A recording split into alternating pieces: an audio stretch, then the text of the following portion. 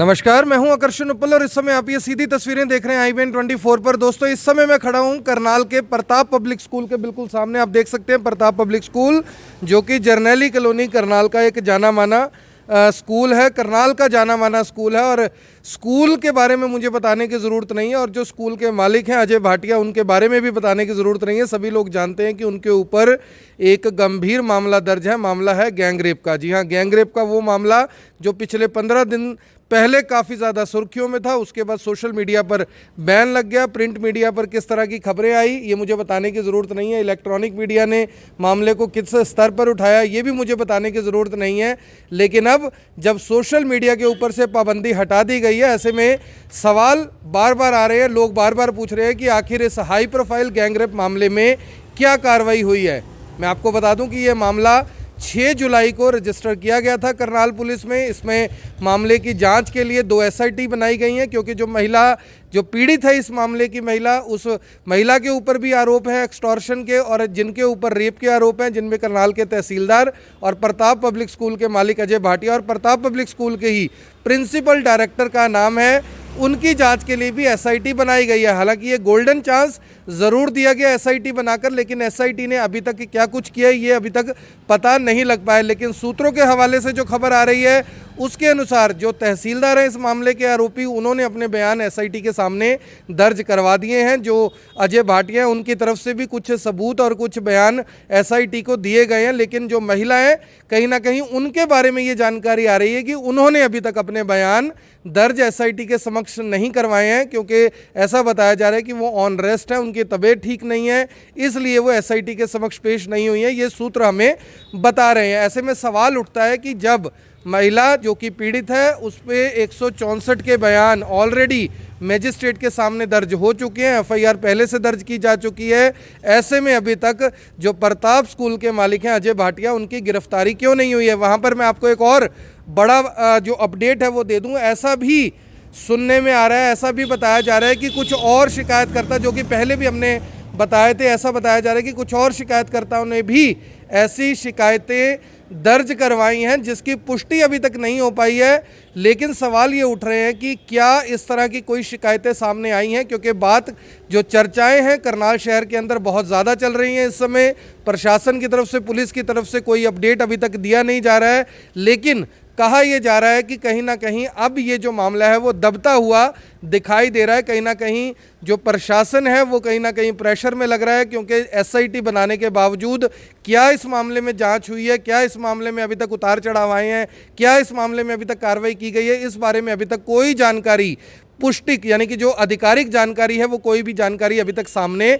नहीं आ पाई है। वहाँ सवाल ये भी उठ रहे हैं कि क्या जो करनाल के प्रताप पब्लिक स्कूल है, इसके जो मालिक है अजय भाटिया, उनके ऊपर लोग इस तरीके से बातें कर रहे हैं कि क्या ये करनाल के आसाराम बापू हैं। आसाराम बापू का नाम मैं इसलिए ले रहा हूं क्योंकि वो भी पहले से इस तरह के आरोपों में जेल में बंद है। उन्होंने एक सर्टिफिकेट उस समय दिया था जिससे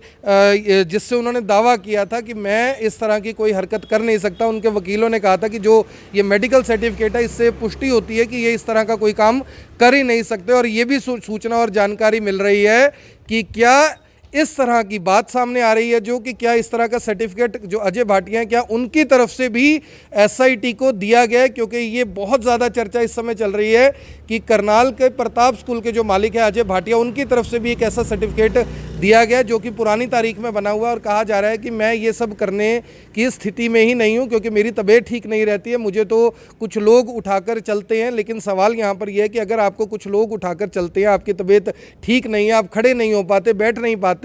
तो आपके जो फेसबुक पेज पर फोटोग्राफ आई हुई हैं वो फोटोग्राफ कैसे आई, जिसमें आपने करनाल की ही IG भारती अरोड़ा को सम्मानित भी किया था लॉकडाउन के दौरान। आपको याद होगा उन तस्वीरों में ऐसा कुछ भी सामने नहीं आया कि अजय भाटिया को कुछ लोगों ने पकड़ा हुआ है। ये जो बात है ये उनका फेसबुक पेज जो स्कूल का है वो इस बारे में पूरे तरीके से बता रहा है। वहीं पर सवाल ये भी है कि क्या जो पीड़ित महिला अभी तक SIT के समक्ष पेश नहीं हुई है, ये भी अपने आप में सवाल है। क्या उनके ऊपर किसी तरह का कोई दबाव है या मामला कहीं ना कहीं कॉम्प्रोमाइज़ की तरफ बढ़ रहा है, जैसा कि चर्चा इस समय शहर में चल रही है। चर्चा तो इस बात की भी है कि करनाल जिले की ही एक विधानसभा के विधायक हैं, उनके बेटे इस मामले में बहुत ज़्यादा अपनी भूमिका निभा रहे हैं, और कहीं ना कहीं दबाव की जो राजनीति है वो इस समय चल रही है। हालांकि मुख्यमंत्री बार बार करनाल जब भी आते हैं इस बारे में उनसे भी यानी कि आज सवाल किया जाएगा ज़रूर मीडिया की तरफ से कि वो इस मामले में क्या कहते हैं, लेकिन उनकी तरफ से जवाब क्या दिया जाएगा ये अपने आप में बड़ा सवाल ज़रूर है, क्योंकि इस बात में कोई दो राय नहीं है कि जो मुख्यमंत्री हैं और करनाल के विधायक भी हैं वो इस मामले में पूरी तरह से स्पष्ट और साफ है। उनकी नीयत कम से कम इस मामले में साफ रहती है, क्योंकि पिछले दिनों उन्होंने अपने ही एक रिश्तेदार के ऊपर जब मामला दर्ज हो रहा था बिल्कुल भी हस्तक्षेप नहीं किया था। इसलिए ये सवाल उठाना यहाँ पर अभी जल्दबाजी होगा, बेईमानी होगा कि उनकी तरफ से कोई भूमिका हो सकती है। लेकिन ये बात ज़रूर है, लोग उनसे ये एक्सपेक्ट ज़रूर कर रहे हैं कि वो करनाल पुलिस को, हरियाणा पुलिस को ये आदेश दें कि इस मामले की जो भी सच्चाई है, चाहे ये मामला सच्चा है चाहे ये मामला झूठा है, जो भी इसकी सच्चाई है वो जल्द से जल्द लोगों के सामने ज़रूर आनी चाहिए, क्योंकि मामला ना केवल करनाल का है बल्कि एक बहुत बड़े स्कूल से भी जुड़ा हुआ है जिसका नाम प्रताप पब्लिक स्कूल है और करनाल का ही ये मामला है। इसके साथ साथ एक और मामला तरावड़ी गैंगरेप का भी है, वो भी आप जानते हैं। उस मामले में भी मैं आपको बता दूं कि ऐसा सुनने में आ रहा है कि उस मामले में भी समझौता हो चुका है, क्योंकि उस महिला ने तो 164 के बयान ही दर्ज नहीं करवाए। हालांकि महिला आयोग की टीम जब करनाल आई थी कुछ दिन पहले तब वो महिला वहां पर पेश हुई थी, उसने दावा किया था कि हाँ मेरे साथ 7-8 लोगों ने गैंगरेप किया है, कुछ लोगों को हिरासत में भी लिया गया था, लेकिन उसके बावजूद उन लोगों को इसलिए छोड़ दिया गया क्योंकि महिला 164 के बयानों में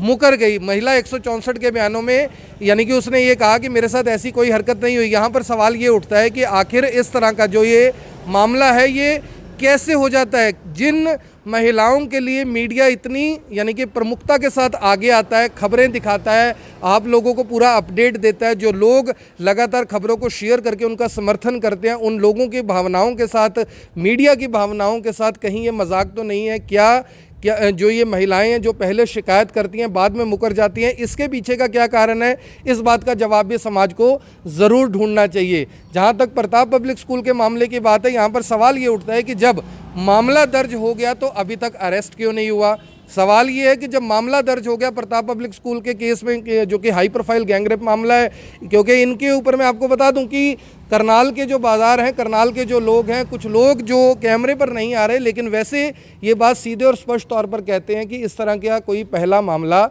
नहीं है, पहले भी इस तरह के आरोप लगते रहे हैं लेकिन किसी भी मामले में कार्रवाई नहीं हुई। हालांकि इस बार ऐसा ज़रूर लग रहा था कि 12 पन्नों की महिला की शिकायत है, कोर्ट एक वकील की शिकायत जो कि बनाई गई थी उस महिला के, जो भी उसने प्रतिक्रिया अपनी दी होगी, एक वकील की ने वो शिकायत 12 पेजों की बनाई थी। मामला पुलिस ने तुरंत दर्ज कर लिया था, लेकिन कार्रवाई के नाम पर एक एसआईटी ज़रूर, 2 एसआईटी माफ़ कीजिएगा बनाई गई, एक महिला के ऊपर जो एफआईआर दर्ज थी उसके लिए और एक जो एफआईआर दर्ज करवाई गई थी स्कूल की तरफ से उसके लिए एसआईटी बनाई गई थी। लेकिन दोनों ही एसआईटी में अभी तक क्या हुआ है इस बारे में कोई जानकारी, कोई सूचना अभी तक नहीं मिल पाई है। अब कहीं ना कहीं दम तोड़ता हुआ ये मामला दिखाई दे रहा है। ऐसा लगता है कि आने वाले दिनों में कोई खास ज़्यादा उम्मीद नहीं करनी चाहिए लोगों को, क्योंकि मामला इतने दिन हो चुके हैं, इतने दिन तक तो रिजल्ट सामने आ जाते हैं, अभी तक तो जांच रिपोर्ट ही सामने नहीं आई कि आखिर ये पूरा मामला है क्या। वहीं पर सवाल ये भी है कि क्या जो एसआईटी बनाना है क्या ये एक तरह का गोल्डन चांस है आरोपियों के लिए, ये भी आपके लिए एक सवाल है जिसके लिए आपको ज़रूर सोचना चाहिए। यहाँ पर दोस्तों मैं आपको बताना चाहूँगा कि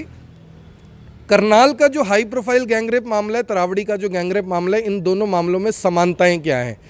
तरावड़ी के मामले में महिला पेश होती है, पुलिस के पास एफआईआर दर्ज होती है, वो महिला आयोग के सामने पेश होती है, कहती है कि मेरे साथ रेप हुआ है, लेकिन जब मजिस्ट्रेट के पास बयान के लिए जाती है, 164 के बयान उन्हें सीआरपीसी के तहत कहा जाता है, उस समय वो कहती है कि मेरे साथ ऐसा नहीं हुआ। जबकि पुलिस ने वहां पर खून से सनी एक चादर भी बरामद की थी, कुछ साक्ष्य भी बरामद किए थे, कुछ लोगों को हिरासत में भी लिया था, लेकिन जब महिला ही मुकर गई तो उन लोगों को छोड़ना पड़ा। इस मामले में प्रताप स्कूल के मामले में क्या हुआ, यहाँ पर जब एफआईआर दर्ज की जाती है 3 लोगों के खिलाफ, जिसमें एक तहसीलदार है करनाल के, प्रताप स्कूल के जो मालिक है अजय भाटिया, और यहीं की जो प्रिंसिपल डायरेक्टर हैं वो, उनके खिलाफ जब मामला दर्ज किया जाता है पुलिस ने सबसे पहले 164 के बयान दर्ज करवाए, लेकिन ये महिला आयोग के सामने पेश नहीं हुई। कहा गया कि तबीयत ठीक नहीं है। यहाँ पर दोनों मामलों में यानी कहीं ना कहीं टाल मटोल शिकायतकर्ताओं की तरफ से जो किया जा रहा है वो जो आम जनता है उन्हें काफ़ी ज़्यादा परेशान कर रहा है कि अगर ऐसा हुआ है तो आपको न्याय के लिए यानी कि जांच में सहयोग करना चाहिए। अगर ऐसा मामला नहीं हुआ है तो जाहिर तौर पर महिलाओं के ऊपर कार्रवाई होनी चाहिए। यहाँ पर एक बात आपको बतानी बहुत ज़्यादा ज़रूरी है कि महिला आयोग ने कल ही करनाल के एसपी और हरियाणा पुलिस के डीजीपी को एक चिट्ठी लिखकर ये कहा है कि दोनों ही मामलों के अंदर पूरे तरीके से जांच की जाए। अगर शिकायतकर्ता बयानों से मुकरती हैं, शिकायतकर्ता ऐसा कहती हैं कि उनके साथ ऐसा कुछ नहीं हुआ या जांच में सहयोग नहीं करती, तो उनके खिलाफ भी कार्रवाई होनी चाहिए। इस पर आपका क्या कहना है? इस पर आप जवाब दें तो ज़्यादा बेहतर होगा। आप सभी लोगों से ये अपील ज़रूर रहेगी कि जो भी लोग इस खबर को देख रहे हैं इस खबर को साथ के साथ शेयर ज़रूर कर दें। एक बार देख लीजिए करनाल का प्रताप पब्लिक स्कूल, जहाँ पर स्कूल के बिल्कुल सामने जो स्कूल के मालिक हैं अजय भाटिया वो रहते हैं और अजय भाटिया के ऊपर आरोप गैंगरेप के हैं। गैंगरेप का मामला यानी कि उस महिला ने आरोप लगाया था कि मेरे साथ यानी कि सेक्स किया गया, मेरे साथ रेप किया गया, लेकिन उसके बावजूद जो आरोपी हैं वो कहीं ना कहीं खुलेआम घूम रहे हैं एसआईटी के नाम पर कि अभी तो एसआईटी जांच कर रही है। वहीं पर सवाल ये भी है कि क्या कोर्ट इस बात को मानेगा, क्योंकि इस मामले में सबसे गंभीर बात मैं आपको बता दूं कि इस मामले में क्योंकि शिकायतकर्ता ने 164 के तहत सीआरपीसी 164 के तहत अपने बयान दे दिए हैं, ऐसे में जो जांच है एसआईटी बनाई गई है उसकी बहुत ज़्यादा अहमियत मुझे ऐसा लगता है, जो कानून के जानकार से हमारी बात हुई है वो भी ये बताते हैं कि उसकी बहुत ज़्यादा अहमियत नहीं रह जाती कोर्ट में जाकर, हालांकि कुछ भी हो, लेकिन क्योंकि वो महिला मजिस्ट्रेट के समक्ष ये बयान दे चुकी है कि उसके साथ रेप हुआ है, तो ऐसे में बचना मुश्किल ज़रूर है। जहाँ तक बात है एक सर्टिफिकेट देने की कि क्या ऐसा कुछ करने में वो सक्षम है या नहीं है, तो ऐसे में आपको आसाराम बापू को ज़रूर याद करना चाहिए जिनके ऊपर आरोप थे कि उन्होंने भी कुछ बच्चियों के साथ इस तरह से रेप किया है। उन्होंने भी इस तरह के सर्टिफिकेट दिए थे कि वो सब कुछ करने के लिए कॉम्पिटेंट नहीं है, लेकिन कोर्ट ने उस बात को नहीं माना था और आज भी कई साल हो चुके हैं उन्हें भी जेल की हवा खानी पड़ रही है। राम रहीम इनका मामला भी आपको पता होगा, वो भी मुझे बताने की ज़रूरत नहीं है। ऐसे में अब सवाल ये है कि सच्चा कौन है और झूठा कौन है। जाहिर तौर पर अगर ये मामला सही तरीके से दर्ज हुआ है तो आरोपियों की गिरफ्तारी होनी चाहिए। जो शिकायतें अगर और आई हैं इस बारे में भी पुलिस को स्पष्ट करना चाहिए, क्योंकि जब चर्चा चलती है तो मीडिया में आती है, मीडिया में आती है तो जनता तक जाती है, जनता तक जाती है तो सवाल काफ़ी उठते हैं। उन सवालों पर विराम लगाने के लिए प्रशासन को ज़रूर सामने आना चाहिए। मैं आपको बता दूं कि चर्चा तो इस समय ये है कि मामला लगभग दब चुका है। मामले में कहीं ना कहीं यानी कि इस तरह से उस मामले को घुमा दिया गया है कि बहुत ज़्यादा उम्मीद करने की इस समय ज़रूरत नहीं है, क्योंकि आप भी जानते हैं कि धन बल और दूसरा बल यानी कि एक तो धन बल होता है और एक राजनीतिक बल होता है, दोनों ही तरीके से मामले को दबाने का प्रयास किया जा रहा है। और जब मामला इतना बड़ा हो तो आप समझ सकते हैं कि बातें भी बहुत बड़ी बड़ी होती हैं। बातें जब बड़ी बड़ी होती हैं तो चीज़ें बड़ी बड़ी निकल कर सामने आती हैं, और जब बड़ी बड़ी चीज़ें सामने निकल कर आती हैं तो उसके पीछे दिखाई देना बंद हो जाता है। इसीलिए शायद जो न्याय की मूर्ति है उनकी आंखों पर पट्टी बंदी होती है, ये नहीं समझ आता कि आखिर सच्चा कौन है और झूठा कौन है। आप सभी लोगों से ये अपील रहेगी कि जो भी लोग इस खबर को देख रहे हैं इस खबर को शेयर भी करें। और आप इस मामले में क्या सोचते हैं? क्या इस मामले में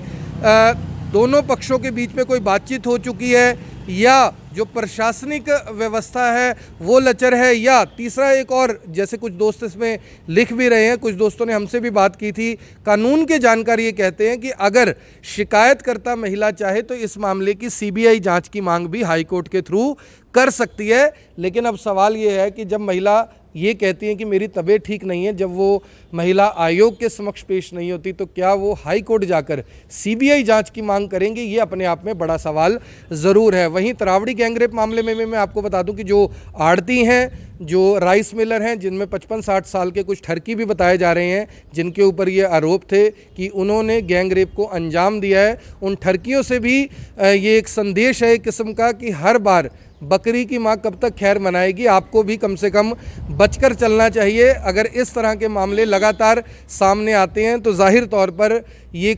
समाज के लिए और कम से कम हमारे करनाल के लिए बहुत अच्छी बात नहीं है कि पहले मामले दर्ज हों, उसके बाद समझौते हो जाएं, बड़ी बड़ी डील्स हों, और उन डील का जो शिकार है वो आम जनता की भावनाएं होती हैं, और कहीं ना कहीं मीडिया को भी उसको कहीं ना कहीं भुगतान उसका करना पड़ता है, क्योंकि बाद में बात आती है कि जब इतने प्रमुखता से मामला उठाया था तो उसमें आखिर निकला क्या। आप सभी लोगों से अपील कि जो भी लोग इस वीडियो को देख रहे हैं इस वीडियो को शेयर भी करें, हर ग्रुप में, हर व्हाट्सएप पे शेयर करें, और आपकी इसमें क्या प्रतिक्रिया इस बारे में ज़रूर बताएं, क्योंकि मामला अपने आप आप में बहुत ज़्यादा गंभीर भी है, संगीन भी है, लेकिन आने वाले दिनों में कितना गंभीर और संगीन रहेगा इस बात का जवाब आने वाला वक्त ही बताएगा। आप देख रहे हैं IBN 24, मैं हूं आकर्षण उप्पल करनाल से आप सभी के साथ लाइव। धन्यवाद।